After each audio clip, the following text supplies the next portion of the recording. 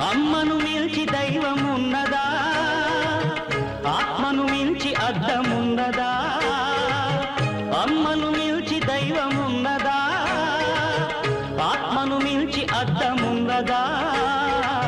జగమే పలికే శాశ్వత సత్యమిదే, అందరినీ కనే శక్తి అమ్మ ఒక్కతే. అవతార పురుషుడైనావో అమ్మకు కొడుకే, అందరినీ కనే శక్తి అమ్మ ఒక్కతే.